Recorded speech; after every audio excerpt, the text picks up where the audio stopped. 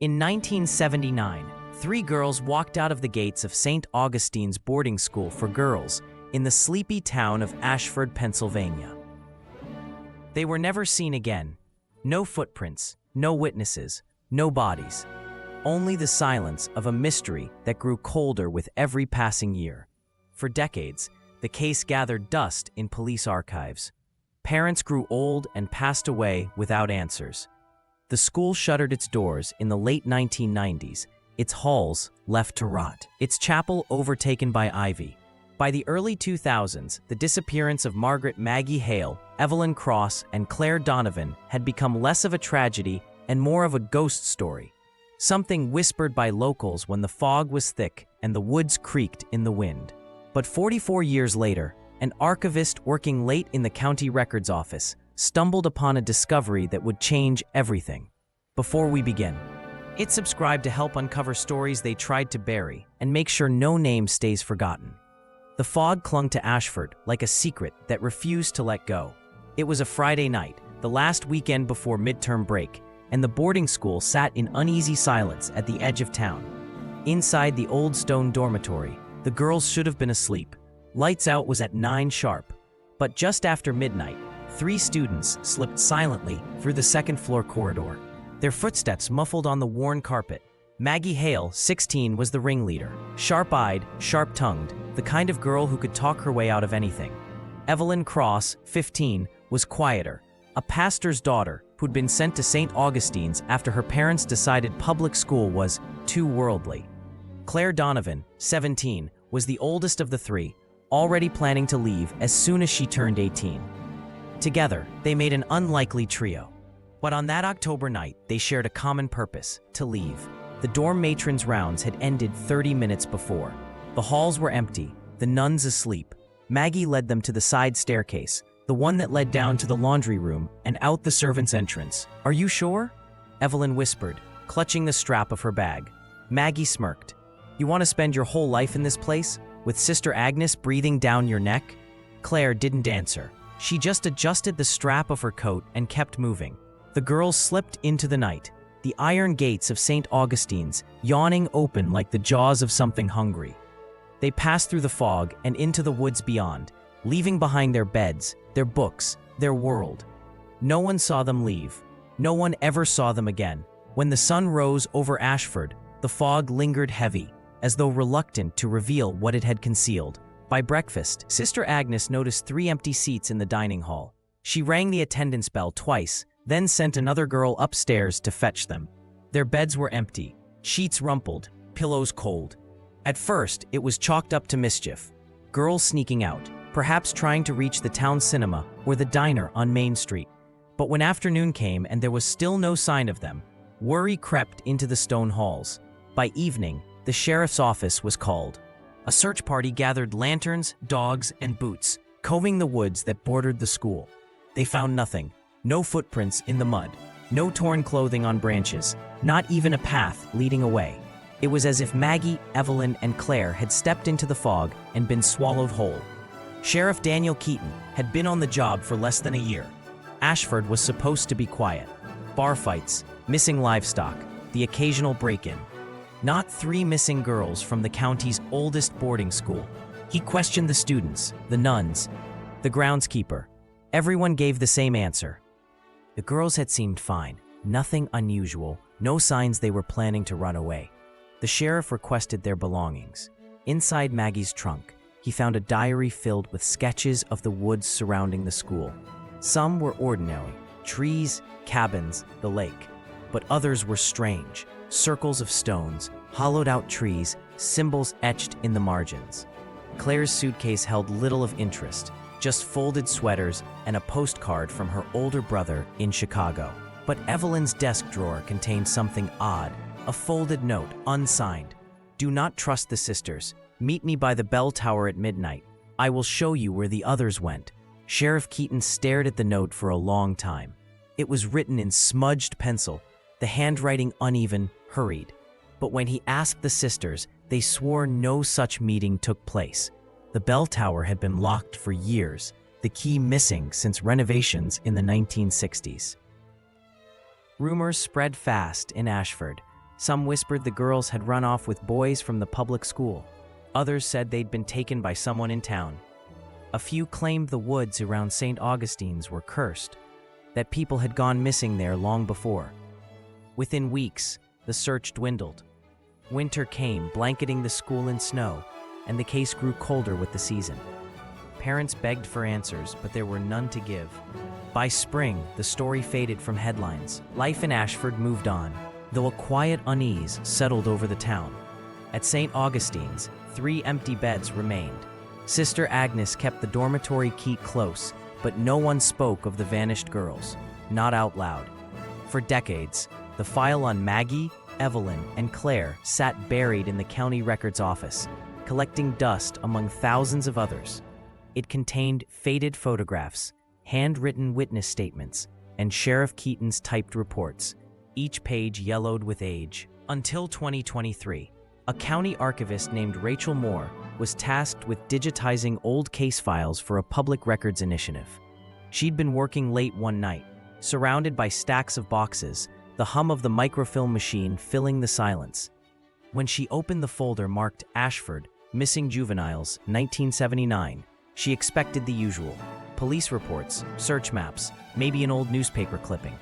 What she found instead stopped her cold. Inside the folder was a photograph she had never seen referenced in any report. It was grainy, black and white, taken at night. 3 girls standing near the edge of the woods, their faces half hidden in shadow. And behind them, looming in the fog, was the silhouette of someone else. Someone much taller, someone the reports had never mentioned. Rachel stared at the photograph, her pulse quickening. The caption beneath was handwritten in shaky ink. Last sighting, October 12, 1979. Do not release. Rachel leaned back in her chair, the weight of 44 years pressing in around her. Who had taken this photograph? Why was it hidden in the file? And why, after all this time, did it feel like someone still didn't want the truth to come out? She reached for the next envelope in the file, but paused, because in the silence of the archives, she thought she heard something. A soft scrape, like a shoe across the floor. Rachel turned. The room was empty. Still, the air felt colder now. She slid the photograph back into the folder, but the caption lingered in her mind. Do not release. Rachel Moore didn't sleep that night. Every time she closed her eyes, she saw the initials carved into the stone wall, the faint scratch marks that looked less like student graffiti and more like a desperate attempt to leave proof of existence. Maggie Hale, Evelyn Cross, Claire Donovan. 3 names etched into cold stone, followed by the date of their disappearance. And then the footsteps. That sound wouldn't leave her. Too measured, too heavy to be the settling of an old building. Someone had been in those ruins with her. She sat in her apartment with every light on, the piece of plaid fabric folded neatly on her kitchen table. Her phone sat beside it, displaying the photos she had taken, the initials, the date, the scrap of uniform. By morning, one thing was clear. She couldn't keep this to herself. She started with the town library. Unlike the county archive, which collected official records, the library sometimes held the odd donation from private families, scrapbooks, letters, photographs. Rachel asked the elderly librarian about St. Augustine's, careful not to mention the missing girls just yet. A woman's face tightened. That old school? Closed before my grandkids were born. Terrible place. Children were never happy there. Rachel pressed. Did you know about the 3 girls who went missing in 1979? The librarian hesitated, her eyes flicking toward the empty reading room. Then, she lowered her voice. Everyone knew, but people stopped talking about it. Best not to stir up ghosts. Ghosts. The word sent a chill through Rachel. The librarian disappeared into the back and returned with a shoebox full of old photographs. This was donated years ago, she said. Came from a local family who had daughters at the school. Rachel opened the box carefully. Inside were faded snapshots. Christmas plays, chapel services, students lined up outside the dormitory. She froze at one particular photo. 3 girls in plaid skirts, arms linked, smiling at the camera. Maggie, Evelyn, and Claire. But behind them, in the shadows near the chapel, stood a figure. Tall, barely visible, almost blending into the stone wall. Rachel's throat tightened. That same shadow had appeared in the photo she found in the county file. And now here it was again. In a family scrapbook no one had ever digitized. 2 photos, 2 different sources, the same figure. It wasn't coincidence. Rachel printed copies and tucked them into her bag. She needed more. Something official. Something the police hadn't wanted anyone to see. Her next stop was the Ashford County Sheriff's Office. She requested access to cold case files under the pretense of cataloging them for transfer to digital storage. The clerk, a young deputy who seemed more interested in his phone than procedure, shrugged and waved her toward the records room. The metal filing cabinets groaned as she pulled them open. She flipped through yellowing folders until she found it. Case file: Hale Margaret, Cross Evelyn, Donovan Claire, disappearance, October 12, 1979. The file was thinner than she expected. A few typed reports, some search maps, copies of letters to parents.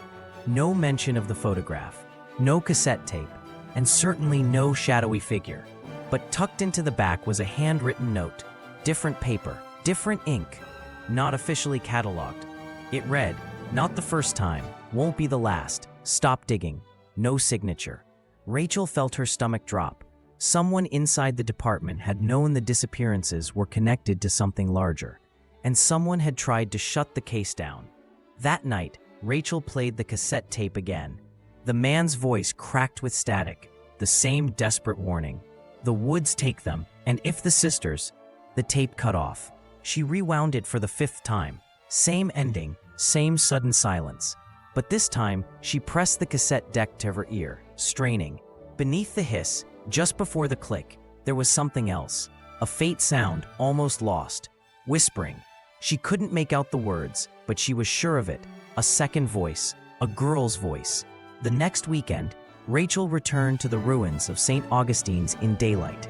The fog had lifted, though the air still carried that strange weight, as if sound itself hesitated to linger here. She climbed the steps of the dormitory, flashlight in hand, though sunlight cut through the broken windows. The building smelled of rot and mildew. The hallway was lined with old doors, most hanging off their hinges. She moved slowly, taking photos, documenting everything. In one room, she found a pile of belongings left behind in the rush to close the school. Books, shoes, a trunk with initials carved into the lid. M.H. Maggie Hale. Her hands shook as she forced it open. Inside were old clothes, a cracked hairbrush, and at the bottom, a leather-bound journal. She lifted it carefully. The cover was water-damaged, the pages brittle, but the handwriting inside was still legible. October 5th, 1979. We hear them at night. Footsteps in the hallway. Sister Agnes says it's just the building settling, but we know better. Evelyn swears she saw someone standing by her bed. Tall, watching. October 9th. Claire wants to run away. She says something bad is going to happen. She says the sisters are hiding something from us. October 12th. The last entry. If anyone finds this, know that we didn't imagine it. The shadow is real. It follows us. Tonight, we're going to the chapel. If we don't come back, it found us. Rachel's blood ran cold. The last entry was dated the exact night they vanished. And worse, written at the bottom of the page in darker ink. In a hand that didn't match Maggie's were 3 words. They belong here. Rachel stuffed the journal into her bag and hurried out of the building, her pulse racing. Back at her apartment, she transcribed the entries, every word burning into her memory. The journal proved the girls had been terrified before they vanished. It also suggested that someone, maybe a nun, maybe someone else entirely, had left that chilling final message. But who?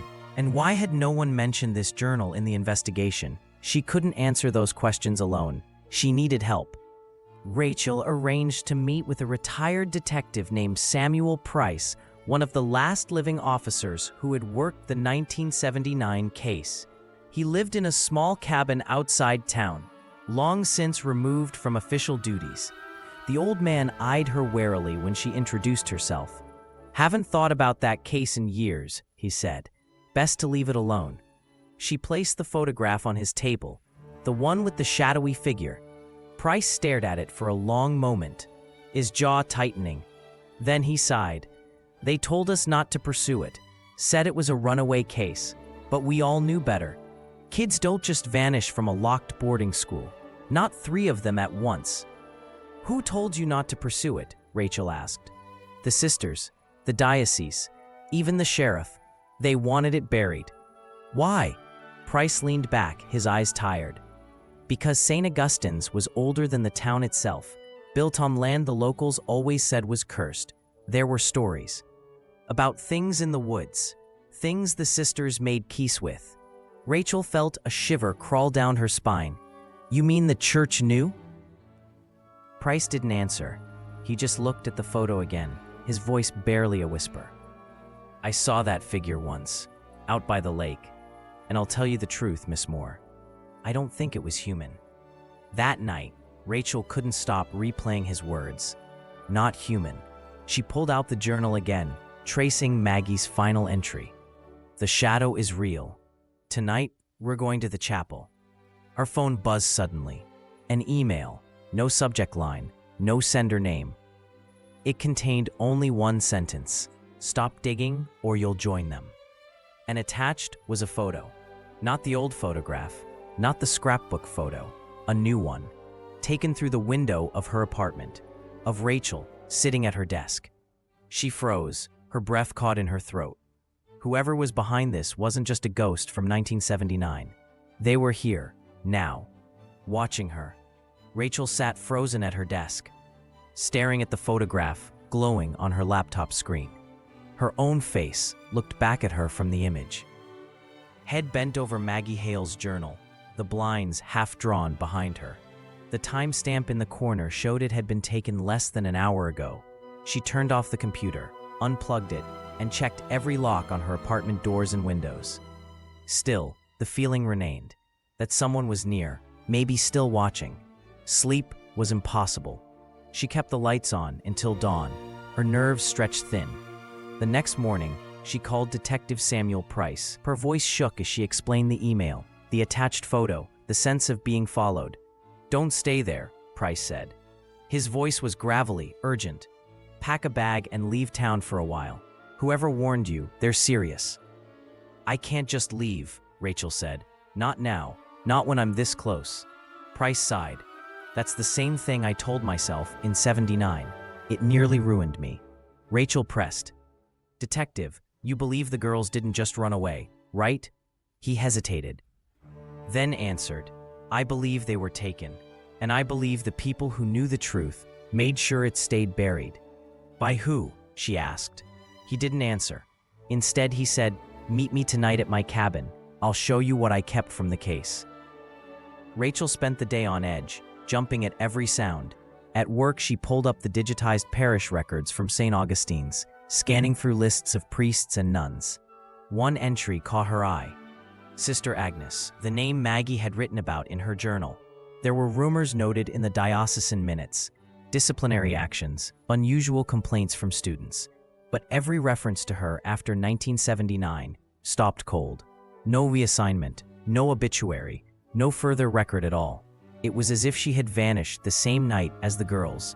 When evening came, Rachel drove the winding road to Detective Price's cabin. The woods pressed close around the narrow asphalt, branches clawing at her headlights. She kept checking the rearview mirror, half expecting another car to be following, but the road remained empty. Price's cabin was small and isolated, perched on the edge of the tree line. He met her at the door, a lantern in hand, his lined face grim. Inside, the place smelled of wood smoke and old paper. He led her to a locked trunk by the fireplace and produced a ring of keys. I kept copies, he said, things the department wanted destroyed. From the trunk, he pulled out folders, thick with notes, photographs, and tapes. Rachel leaned over the table as he spread them out. There were photos of the original search party, men with dogs combing the woods, deputies knee-deep in the lake with poles. There were witness statements from students who had seen the girls the night they vanished. And there were pages of notes, written in Price's hand, that never made it into the official file. Rachel picked one up. What's this? Sightings, Price said. Other kids claimed they saw something near the chapel that night. A figure. Tall, faceless. The diocese told us to ignore it. Rachel swallowed hard. The same figure I've seen in those photographs. Price nodded. I thought it was a trick of the film, but then I saw it myself, out by the lake. He reached into the trunk again and pulled out a small, water-stained box. Inside was another cassette tape. This one never made it to evidence, Price said. I found it in the school basement during the search. It's not easy to listen to. He placed the tape in an old player and pressed play. At first, only static. Then, the faint sound of girls' voices. Crying, pleading, a scream. And over it all, a low hum. Not mechanical, not natural. Almost like chanting, but deeper, layered, impossible to place. Rachel's stomach twisted. She wanted to reach out and stop the tape, but she couldn't move. The recording ended abruptly with the sound of a door slamming. She sat back, her skin cold. Why didn't you release this? Price's voice was heavy. Because the sheriff told me if I did, I'd lose my badge, and because I didn't want to believe it myself. Rachel left the cabin with copies of the files, the echo of that tape still ringing in her ears. She drove home in silence, the woods pressing closer, darker than before. When she reached her apartment, the hallway was empty, the building quiet. She unlocked her door and stepped inside, relief washing over her. Then she saw it. On her table, where she had left Maggie's journal, lay a new object. A rosary, old, wooden, the beads worn smooth, and tied to the cross was a scrap of paper with 3 words written in red ink. You were warned. Rachel's hands trembled as she held the rosary. Whoever had been inside her apartment had left it as a message. Not only were they watching her, they could get to her anytime they wanted. She considered calling Price, but another thought gripped her. What if he was part of this? He had hidden evidence for decades. He admitted the diocese pressured him. How much had he told her? And how much had he kept back? For the first time, Rachel felt truly alone. The next morning, she drove back to the ruins of St. Augustine's. She needed answers, even if it meant facing whatever had terrified the Hurls in 1979. The chapel was colder than before, the air heavy with mildew and something sharper, like iron. She traced her flashlight over the stone walls, past the carved initials, and deeper toward the altar. Behind the crumbling structure, half hidden in shadows, she saw a door, narrow, iron-banded, almost invisible against the wall. She pushed it open, the hinges shrieking. A stairwell descended into darkness. Rachel hesitated only a moment before stepping inside. The air grew colder with each step, the smell of earth and damp stone choking her lungs. At the bottom, her flashlight revealed a narrow passage lined with niches. Inside the niches were bones, small, fragile, children's bones. Rachel staggered back, bile rising in her throat, and then she saw it. At the far end of the passage, painted in faded black, was a symbol, a circle of thorns surrounding a cross. Beneath it, written in Latin, "They belong to the silence." Her hand shook so badly she almost dropped the light. The journal's last words echoed in her head. The shadow is real. Somewhere behind her, the sound of footsteps echoed in the passage. Not heavy this time, soft, deliberate. Rachel swung her flashlight toward the stairs. The beam caught only darkness, but she knew she wasn't alone. Rachel's breath clouded in the stale air as she stood frozen in the underground passage. Her flashlight quivered in her hand, the beam slicing through dust and shadows. The footsteps behind her had stopped, but the silence that followed was worse. She forced herself to turn back toward the wall of niches. The bones inside seemed to press forward, accusing, demanding to be acknowledged. Her stomach churned. These weren't just forgotten remains. They were victims, children whose names had been erased. Her mind raced. Were these from 1979? Or had the silence stretched even further back? The footsteps came again, closer this time. Rachel aimed the flashlight up the stairwell, her voice trembling. "Who's there?" No answer. But something moved, a flicker of motion, the faint brush of cloth. Her instinct screamed at her to run. She stumbled up the stairs 2 at a time, her breath ragged. The door at the top groaned as she shoved it open, slamming it shut behind her. She leaned against the crumbling chapel wall, gasping, her heart hammering. When she dared to look back, the door stood shut, the passage hidden once more. Rachel didn't sleep that night. She pored over Maggie's journal again, cross-referencing every name and clue with the parish records and Price's files. The same name appeared over and over. Sister Agnes. Maggie had feared her. The other girls had whispered about her. And the diocese had buried every mention of her after 1979. Rachel picked up her phone and dialed Detective Price. He answered on the second ring. "Price, it's me. I found something under the chapel. Bones, dozens of them."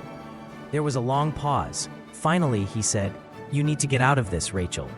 "You knew, didn't you?" she demanded. "That's why you kept the files. You knew something was under there." Price's voice cracked. "I suspected, but I never proved it. And when I tried, they shut me down. They told me if I wanted to keep my badge, I'd stay quiet." "Who's they?" Another silence. Then he said, "Meet me tomorrow at noon. Courthouse steps. I'll tell you everything." Rachel arrived early, her nerves taut. The courthouse square was busy, a fountain gurgling in the center. She spotted Price approaching, his gray coat buttoned tight against the wind. He carried a manila folder tucked under his arm. When he reached her, his face was pale. "Drawn. I copied everything," he said. "The reports, the complaints about Sister Agnes, even a memo from the bishop himself." He ordered the investigation stopped. Rachel's chest tightened. "Why?" Price opened the folder and handed her a photocopy. It was a letter dated October 1979, stamped with the diocesan seal. It read, "The matter of the 3 girls is closed. Further inquiry risks exposing the order. Remember, they belong to the silence." Rachel's throat went dry. The order? Before Price could answer, a loud crack split the air. The folder slipped from his hands. Price staggered, eyes wide. A red bloom spread across his chest. Rachel screamed as he collapsed on the courthouse steps, blood soaking the concrete. Chaos erupted around her. People shouted, ducked for cover. Somewhere in the distance, a car engine roared away. Rachel dropped to her knees, clutching Price's hand. His lips moved, barely a whisper. "Find the tapes." Then his eyes glazed over. Detective Samuel Price was gone. For 2 days, Rachel disappeared. She checked into a cheap motel under a false name. The folder clutched to her chest like a lifeline. The news called Price's murder a random act of violence. But Rachel knew better. They were silencing him, just like they had silenced the girls. She studied the documents late into the night, the bishop's memos, the disciplinary notes about Sister Agnes, and one final clue, a line scribbled in the margin of a report. Basement storage, choir tapes, do not release. Rachel knew where she had to go. The ruins of St. Augustine's loomed in the moonlight, black against the sky. Rachel carried only a flashlight and her recorder. Every step crunched on broken glass and debris. She found the basement entrance behind the chapel, half buried under ivy and stone. With effort, she forced the rusted door open and descended. The air was damp, heavy with mold. Shelves sagged under the weight of old hymnals and broken furniture. And in the far corner, a stack of cardboard boxes labeled Choir Recordings, 1978-1979. Rachel's hands shook as he opened the top box. Inside were reels of tape, some water-damaged, some still intact. She pulled one out, threaded it onto an old player she'd brought, and pressed play. At first, came the sound of a children's choir, their voices rising in harmony. But halfway through, the song faltered. The organ stopped. A girl's voice, panicked, whispered, "She's here." Another voice cried out. Then came a harsh command in a woman's tone. The sound of movement, a door slamming, and then the hum. That same low, unnatural hum Rachel had heard on the first tape. Louder now, layered, vibrating through the speakers like a living thing. Rachel ripped the headphones off, her skin crawling. Suddenly, a floorboard creaked behind her. She spun around, the flashlight beam cutting through the dust. A figure stood at the far end of the basement, tall, cloaked in shadow, the same faceless silhouette captured in the photographs. It moved toward her, slow, deliberate. Rachel's voice shook. "What are you?" No answer. The hum grew louder, filling the basement, rattling the shelves. She backed away, clutching the folder to her chest. Her flashlight flickered, then died. Darkness swallowed her. When Rachel opened her eyes again, she was lying on the cold stone floor. Hours must have passed. Dawn light filtered weakly through a crack in the basement wall. The tapes were gone. So was the figure. But the folder, the bishop's memos, the evidence, remained in her hands. Weeks later, headlines broke across the country. Archivist uncovers boarding school cover-up. Rachel's files had gone public. Journalists dug into the diocese, uncovering decades of abuse and concealment. Arrests were made. Families demanded justice. The silence that had lasted 44 years was finally broken. The story of the three girls was back in the light. Their names restored, their memory honored. For a moment, Rachel allowed herself to breathe. But late one night, as she walked home from the library, she felt it again. That same presence. She turned, heart hammering. Across the street, half hidden in the shadows, a figure stood watching. Tall, faceless. Rachel froze. And then as a car passed, the figure vanished. But the hum lingered. If you enjoyed this story, please like, share, and subscribe to this channel for more intriguing stories.